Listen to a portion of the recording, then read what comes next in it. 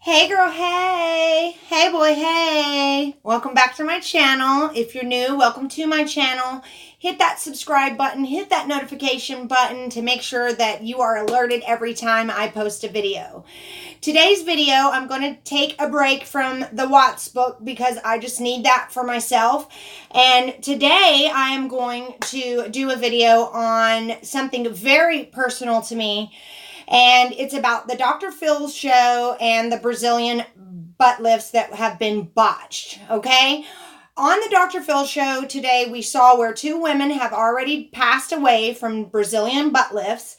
One had it in Dominican Republic, and the other one, I don't remember where she had it. But they both passed away, very healthy women that passed away after this procedure. Come to find out that there are people all over the United States and other places that are doing these in Brazilian butt injections with cement, silicone, and all kinds of things that are not good for your body. And so I am making this video to just help you guys understand that this also has happened to me, and I will get into that story in a minute. I also had plastic surgery done in Mexico because it's cheaper. Now, women have these kinds of Brazilian butt lifts done because it is cheaper. And so they feel like if they go to another country or if they do it in a hotel room and that they're going to get a better price. But let's not forget that sometimes the long-term effects of saving money is not worth your life. And so, he had another lady that was on there that didn't even know what she was being injected with, and it caused a lot of damage. And so what you have to do is do your research, pay the extra money, make sure that you have reviewed all the reviews from the doctor, that you get a good feeling, that you've just done your homework, because these kind of things are killing people, you guys.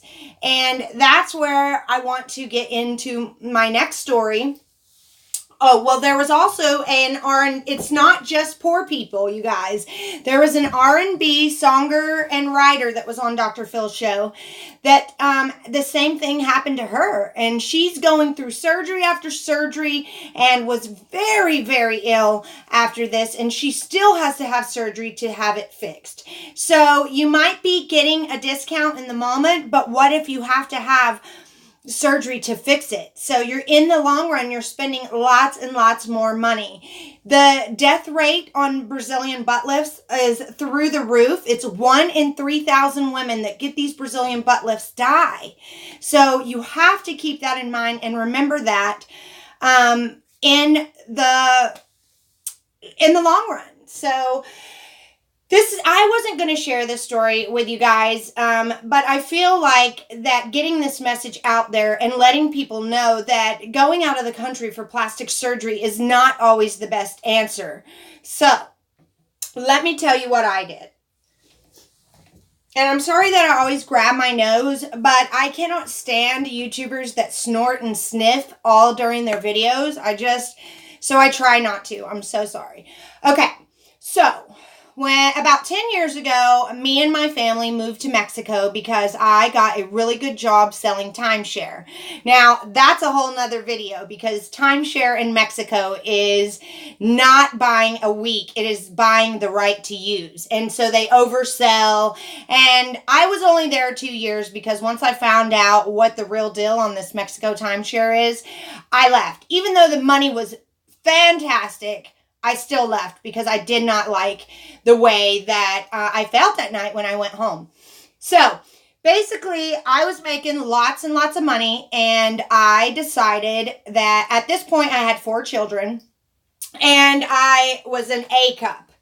Okay, and after breastfeeding all 4 children, my breast went down like this and like kind of torpedoed, and they were down here. And so I felt like I was disfigured. I did not like to take my top off. I did not remove my bra during sex. And so I was very, very, very insecure. And I had very huge areolas. Thanks to my mother, I had my breast was about that big and my areola was about that big. So that made me insecure too. And I wanted to save the money to get breast implants. I was 30 years old and I'm 41 now, but back when I was 30, I had always wanted breast implants, even when my breasts were perky and perfect. I still wanted them bigger. So I used my income tax money from the United States that I had gotten after I moved to Mexico for the year before when I was living in the United States. And I went to a doctor that my friend in Mexico, she was another American there. We became best friends. She sold timeshare as well. And she had gotten breast augmentation from this doctor, and she had had it 2 years prior. And it was 2 years later, and hers looked great. And so I told her that I wanted to use the same doctor, and that there were other people in the timeshare business that had used this doctor in Mexico, and it was in Puerto Vallarta, Mexico. And so I thought that I was okay. And when I went in, he looked at me and he tried to get me to get 450 cc's. I had this gap in between my breast, and he said the only way to fill that gap was to put these huge breasts on me. And I told him that that's not what I wanted, that I wanted them to look somewhat natural. And so I got 350 cc's, 100 less. And so I went in the morning of the surgery, and everything went fine with that. I left after getting the breast augmentation. It was an outpatient surgery. I left that day, and I went out to eat. For some reason, the anesthesia had made me feel good and like I wasn't in pain. And so I went out and I had a steak and out to eat. And then I came home and I left my bandages on, because you have to leave your bandages on. Well, he charged me $3,500, but that was for the breast augmentation, a lift, and an areola reduction. So had I just got the augmentation, it would have only been $2,000. But I paid $3,500 because he gave me an areola reduction and a lift at the same time. Okay, so when I took my bandages off, he didn't give me any pain medicine afterwards either. All I got was Toradol, which was an anti-inflammatory. So once that anesthesia wore off the next morning, I was in major pain. I thought something was wrong. My whole chest was swollen up. I was probably only 120 pounds at the time. And so it was a lot for me. And when I finally got to take the bandages off, I had stitches around my areola, and they were stretching, and the stitches were kind of popping. And my birthday was right after. I had the surgery done in February, and March 2nd was my birthday. And I remember leaning over to blow out my candles on my birthday party, and my breast hitting the table, and the stitch busted open. And so that was my first issue. And then when I saw what they looked at like, I had a breakdown in the shower because I look like Frankenstein. So I was not happy. I was scared. I didn't think everything was going to heal properly, and freaking out. And plus, I was in major pain, and I had no pain medicine. So fast forward, everything worked out. They seemed to be fine. I only stayed in Mexico for 2 years. I moved to the United States. And on year 3 of me having these implants, I woke up one morning and the right breast was swollen the size of a basketball. So I had a regular size C or D breast over here. It was definitely a D when it was 450 cc's. Or 350. And a D here, and a basketball size breast here. And so I freaked out, and I went to the doctor, my regular family doctor, and he said that he had no idea that it could be breast cancer, and he sent me to a mammogram, and I went through all these procedures to try to find out what was going on with me. Well, at the time, they prescribed me pain medicine because it was so huge and swollen and hurting so bad. And it was a lot of pain medicine. It was like 90 pills. Well, when I had the mammogram, they found nothing wrong and they put me through all of this. I have so many medical bills just from them doing all this stuff and finding nothing out, that in the end, I had told my doctor I had breast augmentation, and he said that he would have to send me to a plastic surgeon, that I needed to find a plastic surgeon to do an ultrasound on the breast so they could find out what was wrong. So I found a renowned plastic surgeon here in the United States where I live and did all my research on him, and I went there. And when I got there, he did an ultrasound of the right breast, and he said that I had a large hematoma, which is a blood clot, in the breast, and that where did I get them done? And I said, in Mexico. He said, well, you obviously can't go back there, that you got a botched job, and told me that he didn't do an areola reduction, and nor did he do a lift, that I just had the implant. And so he told me that since I had been to the hospital and I had a referral to this plastic surgeon, that they could remove the right breast for free as a pro bono for me, since it was an emergency situation, and he would leave me with the left breast, and once the right breast healed, I could come back and get it put in, just one implant, and save me some money. So I said, go ahead and do it. They put me under, they took it out, I came out, it was New Year's Eve that night when they removed it, and I was uniboob at that point. For 3 months, I had one breast, the left breast, and I had to stuff this side, or I just had to look disfigured, and I really did had a D cup and a negative A cup over here. So I saved and saved and saved. Obviously, I didn't have the money for the surgery to have it removed, so why would I have money for an implant? So I saved for 3 months. And finally, when I had enough money to get the right breast fixed, I went back to the plastic surgeon, and he was giving me my pre-op and looked at the left breast and said that I had a hematoma in the left breast. And I remember I only had like $2,500 to get this one implant put in.